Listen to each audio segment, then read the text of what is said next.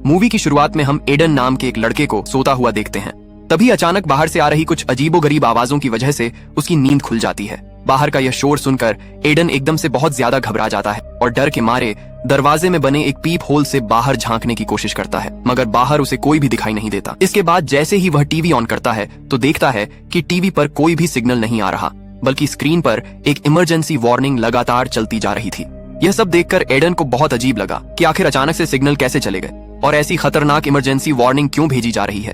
वह अभी यह सब सोच ही रहा था कि तभी उसे बाहर लोगों के चीखने चिल्लाने की आवाजें सुनाई देने लगती हैं।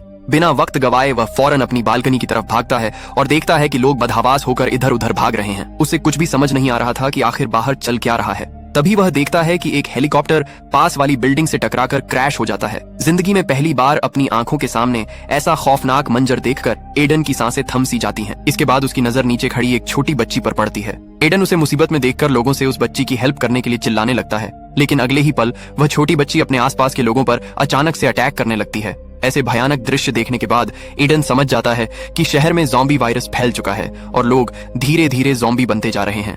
इसी बीच एक अजनबी शख्स उसके घर में घुस आता है, जिसे देखकर एडन काफी डर जाता है क्योंकि उसे लग रहा था कि शायद यह भी कोई ज़ॉम्बी ही है। पर वह एडन को बताता है कि उसके सभी दोस्त ज़ॉम्बी बन चुके हैं। उन्होंने उस पर भी अटैक करने की कोशिश की, लेकिन वह किसी तरह खुद को बचाते हुए इस घर में घुस आया। इसके बाद एडन का पड़ोसी बाथरूम जाने लगता है, लेकिन जैसे ही वह बाथरूम जाने के लिए मुड़ा तभी एडन की नजर उसकी गर्दन पर पड़े ज़ॉम्बी के काटने के निशान पर गई, जिसे देखते ही एडन समझ जाता है कि यह आदमी भी अब ज़ॉम्बी में कन्वर्ट हो जाएगा। इसीलिए अपनी सेफ्टी के लिए एडन ने तुरंत एक चाकू उठा लिया। कुछ देर बाद जब एडन का पड़ोसी बाथरूम से बाहर आता है तो वह एडन के हाथ में चाकू देखकर वह सब समझ जाता है। वह एडन से कहता है कि मैं ज़ॉम्बी नहीं हूँ। ऐसा कहते ही अचानक उसकी आंखों का रंग बदलकर लाल होने लगता है। फिर एडन गुस्से में अपने पड़ोसी को घर से बाहर निकाल देता है। इसके बाद एडन दरवाजे से बाहर देखता है कि वहाँ मौजूद ज़ॉम्बी उस पड़ोसी पर बुरी तरह टूट पड़े हैं। थोड़ी देर बाद जब बाहर का माहौल कुछ शांत हुआ तो एडन न्यूज देखने लगता है, जहाँ पर इस वायरस के बारे में बताया जा रहा था। रिपोर्टर बताती है कि यह जानलेवा वायरस अब पूरे शहर में फैल चुका है, इसीलिए बचे हुए लोग किसी भी हालत में अपनी बिल्डिंग या घरों से बाहर ना निकले और अपने घर की सभी खिड़कियां और दरवाजे पूरी तरह लॉक करके रखे।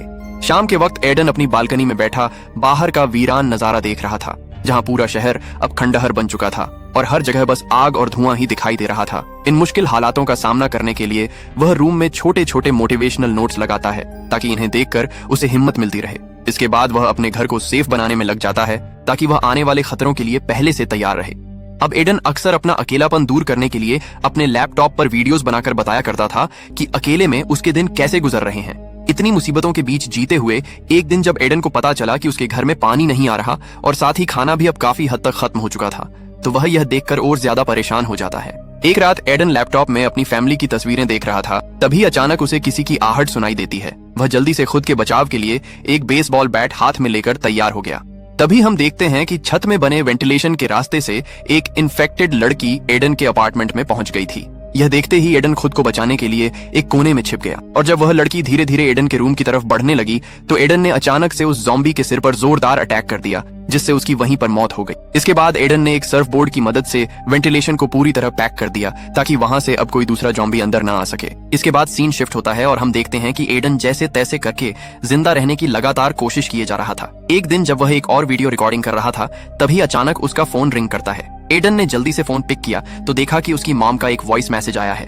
उसकी मॉम मैसेज में बता रही थी कि वे लोग शहर के काफी करीब आ चुके हैं और कुछ ही घंटों में उसके पास पहुंच जाएंगे। लेकिन इससे पहले कि एडन की मॉम अपनी बात पूरी कर पाती तभी ज़ॉम्बीज ने उन पर भी हमला कर दिया। एडन उस वॉइस मैसेज के आखिरी कुछ सेकंड्स में अपने मॉम डैड की चीखने चिल्लाने की डरावनी आवाजें सुनता है और फिर मैसेज बंद हो जाता है। वॉइस नोट सुनकर एडन को यकीन हो गया कि उसके पेरेंट्स अब इस दुनिया में नहीं रहे, इसलिए वह रोने लगता है क्योंकि अब उसके पास जीने की कोई ठोस वजह नहीं बची थी। इस दुख और गुस्से में उसने अपना बेसबॉल बैट उठाया और वहां से निकलने का प्लान बनाया। घर से बाहर निकलते ही उसकी नजर अपने उसी पड़ोसी पर जाती है जो अभी तक जिंदा तो था लेकिन काफी बुरी तरह से घायल था। इसके बाद एडन बिल्डिंग से बाहर निकलने का रास्ता ढूंढने में लग जाता है, लेकिन उसे कहीं से भी ऐसा रास्ता नहीं मिल रहा था जहां से वह बाहर निकल सके, क्योंकि हर एक कोने पर ज़ॉम्बी खड़े हुए नजर आ रहे थे। यह सब देखकर एडन समझ जाता है कि इतने सारे इन्फेक्टेड लोगों के बीच से वह जिंदा नहीं निकल सकता। इसलिए जैसे ही वह अपने अपार्टमेंट की तरफ वापस मुड़ा तभी वहां घूम रहे इन्फेक्टेड लोगों ने एडन पर हमला कर दिया। लेकिन एडन जैसे तैसे करके अपने अपार्टमेंट तक पहुंच जाता है और फौरन फ्रिज को दरवाजे के सामने लगा देता है ताकि कोई भी ज़ॉम्बी अंदर ना आ सके। अब ना चाहते हुए भी एडन को फिर से अपने ही घर में रहना पड़ता है। एडन का इन हालातों में जीना अब पूरी तरह से मुश्किल हो चुका था कि तभी अचानक से पूरे शहर की बिजली भी चली गई। यह देखकर एडन सोचता है कि आगे की जिंदगी वह आखिर कैसे बिताएगा, क्योंकि उसके पास न कुछ खाने के लिए था और न कुछ पीने के लिए, यहाँ तक कि अब तो बिजली भी जा चुकी थी। इसके बाद एडन अपनी जिंदगी से पूरी तरह तंग आकर अपना लैपटॉप चालू करता है और उसमें दोबारा से वीडियो रिकॉर्ड करने लगता है। कैमरे में देखते हुए वह भावुक होकर कहने लगा कि आज वायरस को फैले हुए 42 दिन हो चुके हैं। मैंने इन हालातों में खुद को जिंदा रखने के लिए सब कुछ किया, लेकिन अब मैं और बर्दाश्त नहीं कर सकता, इसलिए मैंने अपनी जिंदगी को खत्म करने का फैसला किया है। अब जैसे ही वह खुद को फंदे से लटकाकर मारने ही वाला था, तभी उसकी नजर सामने वाली बिल्डिंग पर जाती है, जहां उसे एक लड़की दिखाई देती है।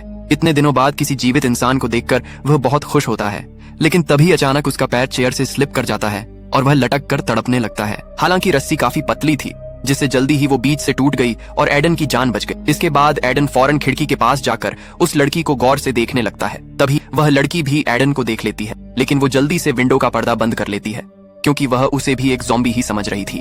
अगले दिन एडन फिर से खिड़की के पास जाता है और उस लड़की को फिर से देखने लगता है। अब इससे पहले कि वो लड़की एडन को फिर से ज़ॉम्बी समझकर छुप जाती, एडन ने जल्दी से एक पेपर पर हाय लिखकर उसकी तरफ हाथ हिलाया। यह देखकर वह लड़की समझ जाती है कि एडन कोई ज़ॉम्बी नहीं बल्कि एक नॉर्मल इंसान ही है। इसके बाद एडन ने पेपर के जरिए उस लड़की को अपना नाम बताया। जवाब में उस लड़की ने अपना नाम ईवा बताया। फिर ईवा ने एडन से पूछा कि क्या तुम्हारे पास खाने पीने को कुछ है। तब एडन इशारों से उसे बताता है कि उसके पास खाने के लिए कुछ भी नहीं है, लेकिन पीने के लिए ढेर सारा पानी है। तभी ईवा देखती है कि उसके घर के दरवाजे के पास ज़ॉम्बी आ चुके हैं, जिस वजह से ईवा पर्दा गिराकर जाने लगती है। लेकिन जाने से पहले एडन पेपर पर लिखकर ईवा से पूछता है कि क्या कल भी हम इस तरह से बात कर सकते हैं, जिस पर ईवा हाँ में जवाब देकर वहाँ से चली जाती है। अब रात में एडन टूथपेस्ट खाकर अपनी भूख मिटाने की कोशिश कर रहा होता है कि तभी बाहर तेज बारिश शुरू हो गई। पानी स्टोर करने के लिए एडन ने बाहर बर्तन रख दिए और खुद भी पूरे 42 दिनों के बाद उस बारिश के पानी में नहाने लगा। इतने दिनों में एडन की दाढ़ी भी काफी बढ़ चुकी थी, इसीलिए उसने अपनी दाढ़ी भी शेव कर ली और अगले दिन एक नए लुक में ईवा के सामने आया। इसके बाद एडन एक रस्सी को बॉल से बांधकर ईवा की तरफ फेंक देता है, जिसे ईवा दूसरी ओर से मजबूती से पकड़ लेती है। फिर एडन उस रस्सी के सहारे 2 पानी की बोतलें ईवा की तरफ धकेल देता है, लेकिन वो बोतलें सीधे जाकर जाली से टकरा जाती हैं। बोतलों के टकराने की तेज आवाज नीचे मौजूद एक ज़ॉम्बी ने सुन ली और वह ज़ॉम्बी सीधा ईवा के अपार्टमेंट की तरफ चढ़ना शुरू कर देता है। एडन ने उस ज़ॉम्बी को चढ़ते हुए देख लिया, इसीलिए ज़ॉम्बी का ध्यान भटकाने के लिए उसने एक बोतल उठाकर उस ज़ॉम्बी के सर पर मारी, जिससे अब वह ज़ॉम्बी ईवा को छोड़कर एडन को मारने के लिए उसके अपार्टमेंट पर चढ़ना शुरू कर देता है।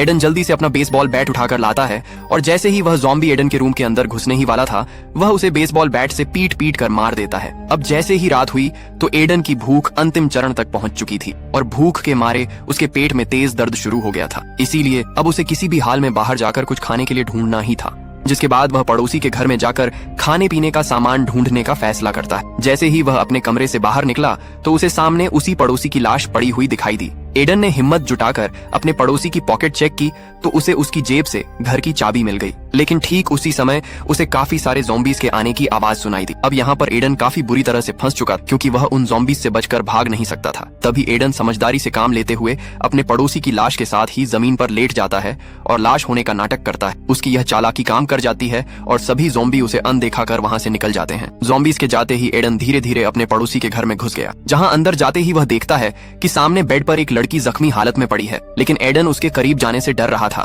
इसलिए वह उस पर एक हेलमेट फेंककर मारता है। ऐसा करके वह चेक कर रहा था कि लड़की जिंदा है या मर चुकी है, लेकिन वह कोई रिस्पॉन्स नहीं करती, जिसे देखकर एडन समझ जाता है कि यह लड़की मर चुकी है। इसके बाद एडन सीधा किचन की तरफ बढ़ता है, जहां उसे थोड़ा बहुत खाना मिल जाता है। जब एडन ने घर को चेक किया तो उसे वहां काफी सारा जरूरी सामान मिल जाता है। इसके बाद जैसे ही वह बाहर निकलने लगा तो उसने देखा कि बाहर काफी सारे ज़ॉम्बीज खड़े हैं। एडन धीरे धीरे उन ज़ॉम्बीज से बचते हुए अपने रूम में घुस जाता है। इसके बाद उसने पड़ोसी के घर से लाए हुए सामान को चेक किया, जिसमें उसे 2 वॉकी टॉकी मिले। इन्हें देखकर एडन सोचता है कि एक वॉकी टॉकी वो ईवा को दे देगा ताकि वे इसके जरिए आपस में बात कर सकें।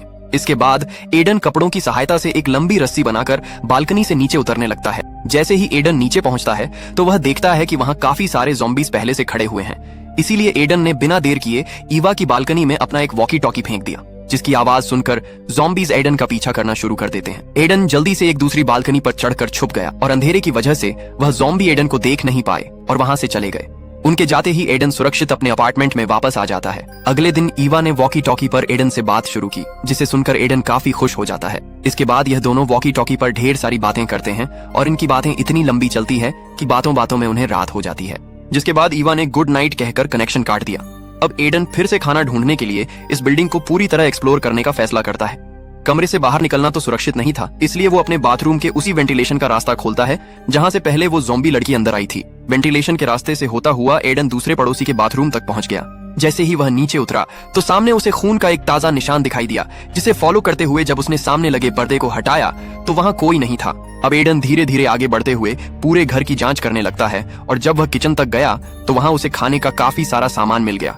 इसके बाद वह ईवा से कांटेक्ट करके उसे बताता है कि मुझे एक फ्लैट में ढेर सारा खाना मिला है, जिसे सुनकर ईवा थोड़ी गुस्सा हो जाती है। एडन ने उसे शांत किया और कहा कि तुम टेंशन मत लो, यहाँ कोई नहीं है। अब वह अपने अपार्टमेंट में जाने का सोच ही रहा था कि तभी उसकी नजर दीवार पर बने एक बड़े से सुराख पर गई। जब वह उसके करीब गया तो अपने पीछे उसे किसी की मौजूदगी का एहसास हुआ और जैसे ही एडन पीछे मुड़ा तो वहाँ एक बूढ़ा आदमी खड़ा था जिसके हाथ में एक नुकीला औजार था। ये दोनों एक दूसरे को देखने के बाद समझ जाते हैं कि यह दोनों इंसान हैं। इसके बाद वो बूढ़ा आदमी अपना हथियार नीचे कर लेता है और एडन से पूछने लगा कि तुम यहाँ क्या कर रहे हो। एडन ने बताया कि वह बस खाने की तलाश में यहाँ आया था। फिर वह बूढ़ा एडन से पूछता है कि तुम वॉकी टॉकी पर किससे बात कर रहे थे, जिस पर एडन उसे झूठ बोल देता है कि मैं अकेले ही खुद को मोटिवेट करने के लिए अपने आप से बात कर रहा था। इसके बाद उस बूढ़े आदमी ने कहा कि तुम जितना चाहो खाना ले सकते हो। उसने एडन को प्लेट में कुछ खाने के लिए भी दिया। कुछ देर बाद बूढ़ा आदमी एडन से कहता है कि अलमारी से मेरे लिए एक बोतल उठा दो। एडन जैसे ही बोतल उठाने के लिए मुड़ा, अचानक उस बूढ़े आदमी ने उसके सिर पर जोर से वार करके उसे बेहोश कर दिया। जब एडन को होश आया तो उसने देखा कि वह एक इन्फेक्टेड लेडी के पास जंजीरों से बंधा हुआ है। यह देखकर एडन बुरी तरह डर चुका था और खुद को छुड़ाने की कोशिश कर रहा था, पर उसके हाथ मजबूती से बंधे थे। तभी यहाँ वह बूढ़ा आदमी एडन को अपना असली इरादा बताता है कि यह औरत उसकी पत्नी है जो अब इन्फेक्टेड हो चुकी है। मैं अपनी पत्नी से बहुत प्यार करता हूँ और उसे खोना नहीं चाहता। वह 1 हफ्ते से भूखी है और अब तुम उसका निवाला बनोगे। बूढ़े आदमी ने एडन को कुछ दवाइयां देते हुए कहा कि इन्हें खा लो, जिससे तुम्हारी बॉडी अनकॉन्शियस हो जाएगी और मरते वक्त तुम्हें दर्द नहीं होगा। इसके बाद वह एडन को मारने के लिए हथियार लेने चला गया। एडन ने जैसे तैसे खुद को छुड़ा लिया और दरवाजे के पीछे छिप गया। अब जैसे ही वह बूढ़ा आदमी एडन को मारने आया, एडन ने उसे पकड़कर उसकी ही ज़ॉम्बी पत्नी के पास धकेल दिया। उस बूढ़े की ज़ॉम्बी पत्नी अपने ही पति को पकड़कर काटने लग जाती है और एडन उन दोनों को वहीं छोड़कर अपना सामान पैक करके अपने अपार्टमेंट की तरफ निकल जाता है। तभी ईवा वॉकी टॉकी पर एडन को बताती है कि मेरे अपार्टमेंट में ज़ॉम्बीज घुस चुके हैं। ये सुनकर एडन बिना वक्त गवाए ईवा को बचाने के लिए उसकी बिल्डिंग की तरफ दौड़ पड़ता है। एडन जैसे ही बालकनी पर पहुंचा तो उसे सामने ईवा दिखाई दी, जो वहां बुरी तरह फंसी हुई थी। एडन ने फौरन वैसे ही कपड़ों से एक लंबी रस्सी बनाई और उसके जरिए नीचे उतरने लगा। वह नीचे पहुंचने ही वाला था कि अचानक जमीन पर गिर गया। गिरने की आवाज सुनकर एक ज़ॉम्बी उसकी तरफ झपटा। तब एडन ने शॉटगन निकालकर उस ज़ॉम्बी को ढेर कर दिया। गोली की आवाज ने बिल्डिंग के सारे ज़ॉम्बीज को वहां बुला लिया। एडन खुद को बचाने के लिए सीधा ईवा के अपार्टमेंट की तरफ दौड़ा और ईवा ने भी ऊपर से एक कपड़ा लटकाया, जिसके सहारे एडन ऊपर चढ़ने लगा। तभी एक ज़ॉम्बी ने भी वह कपड़ा पकड़ लिया, पर एडन ने समझदारी दिखाते हुए चाकू से वह कपड़ा काट दिया, जिससे वह ज़ॉम्बी नीचे गिरकर मारा गया। अब ईवा और एडन एक साथ थे। जब यह दोनों उस रूम के दरवाजे पर पहुंचे तो उन्होंने दरवाजा खोलकर ज़ॉम्बीज को अंदर जाने दिया और बड़ी चालाकी से बाहर निकलकर दरवाजा बंद कर दिया। एडन की बिल्डिंग में ऊपर चढ़ते वक्त एक ज़ॉम्बी ने अचानक एडन पर अटैक कर दिया और दोनों लड़ते लड़ते सीढ़ियों से नीचे गिर गए। तभी ईवा ने मौके का फायदा उठाकर उस ज़ॉम्बी को मार दिया। रास्ते में बहुत से ज़ॉम्बीज का सामना करते हुए वो अपने रूम की तरफ बढ़ रहे थे। एडन अपने अपार्टमेंट के करीब पहुंच चुका था, पर तभी पीछे से एक ताकतवर ज़ॉम्बी आ गया। एडन ने अपनी जान जोखिम में डालकर ईवा को रूम के अंदर धकेल दिया और खुद उस ज़ॉम्बी से लड़ने लगा। कुछ देर बाद एडन भी अंदर आ गया और आते ही दरवाजा लॉक करके उसके सामने फ्रिज को लगा दिया। अंदर आते ही एडन ने ईवा से कहा कि मुझसे दूर रहो और मुझे मार डालो, क्योंकि मैं इन्फेक्टेड हो चुका हूँ। पर ईवा ने ऐसा करने से मना कर दिया, क्योंकि एडन ने उसकी जान बचाई थी। फिर एडन ने छत से कूदकर जान देने का फैसला किया, लेकिन कूदने से पहले जब उसने अपनी बॉडी चेक की तो उसे कहीं भी काटने का निशान नहीं मिला, यानी वह पूरी तरह से सुरक्षित था। यह देखकर उनकी खुशी का ठिकाना नहीं रहा और दोनों ने एक दूसरे को गले लगा लिया। इसके बाद उन्होंने तय किया कि वे इस बिल्डिंग में साथ मिलकर तब तक सरवाइव करेंगे जब तक ये वायरस खत्म नहीं हो जाता। और इसी सीन के साथ ये मूवी यहीं खत्म हो जाती है। तो दोस्तों, ये थी इस कमाल की मूवी की पूरी एक्सप्लेनेशन। अगर आपको ये एक्सप्लेनेशन पसंद आई तो वीडियो को लाइक करना बिल्कुल मत भूलिएगा और हमारे चैनल को अभी सब्सक्राइब कर लीजिए, ताकि ऐसी और धमाकेदार मूवी एक्सप्लेनेशन आप तक सबसे पहले पहुंचती रहे। तो मिलते हैं अगली वीडियो में, तब तक के लिए अपना ख्याल रखिए। Take care.